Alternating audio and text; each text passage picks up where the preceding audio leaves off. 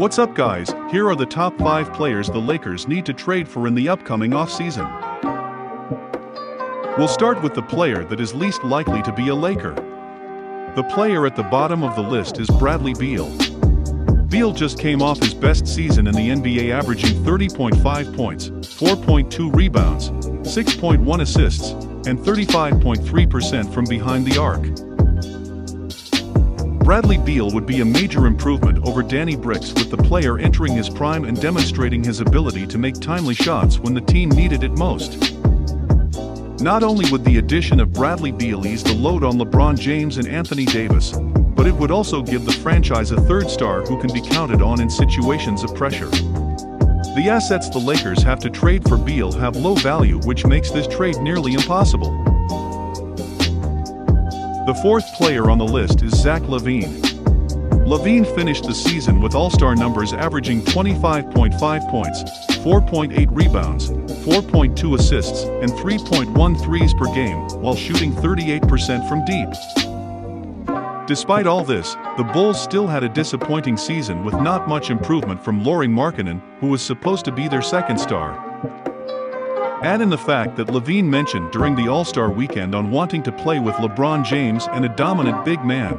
I would love to go out there and play with, a dude like LeBron James, but you're not going to get those type of opportunities, I don't think. Unless you wind up on the Lakers, that's right.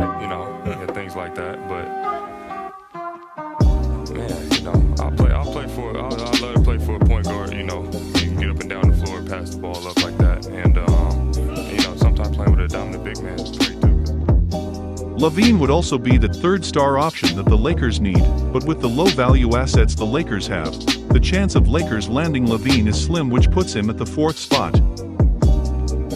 The third player on the list is Victor Oladipo. Coming off an injury, Oladipo never looked like his old self, struggling to go back into his all-star form, and it is seen with his numbers decreasing every season. Oladipo averaged 14.5 points per game, to go along with 3.9 rebounds and 2.9 assists in 19 regular season games. In 4 playoff games he averaged 17.8 points, 3.3 rebounds, and 2.5 assists. The trade would likely be centered around Kyle Kuzma, Danny Bricks, Quinn Cook, Talen Horton-Tucker, and the 30th pick. But there are still other teams that are looking to trade for him, such as the Knicks, Timberwolves, and Nets, that have better assets. Overall, Oladipo would perfectly fit in the Lakers with his scoring and defense. The only catch is his injury history. If he can get back to at least 70% of his 2017 to 2018 form, it would give the Lakers a huge chance of repeating.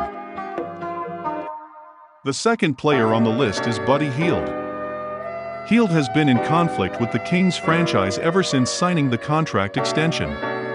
Recently, it was reported that he did not return Luke Walton's calls. The Kings will probably try to get rid of Hield with Bogdan Bogdanović in the free agent market. He has established himself in the league as one of the premier three-point shooters. He shot 41.1% from 3 on an average of 6.7 attempts per game in his 4-year career. He made a record for three-pointers made in the first 3 seasons by a player with 600 threes, and also won a three-point contest. He would significantly fill the lack of shooting of the Lakers.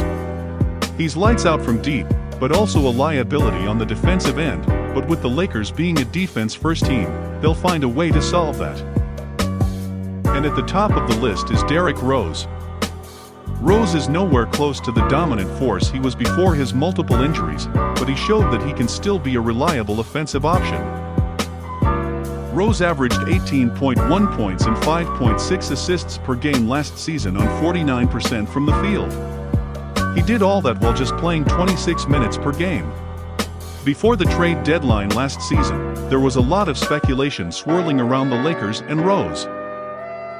It was reported that the Lakers had to give up fan favorite bald eagle Alex Caruso. In the end, there was no agreement from both sides.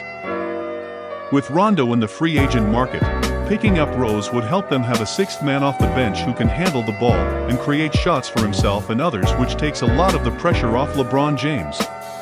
Compared to the 4 players on the list, Rose has the least amount of salary, making this trade the most realistic.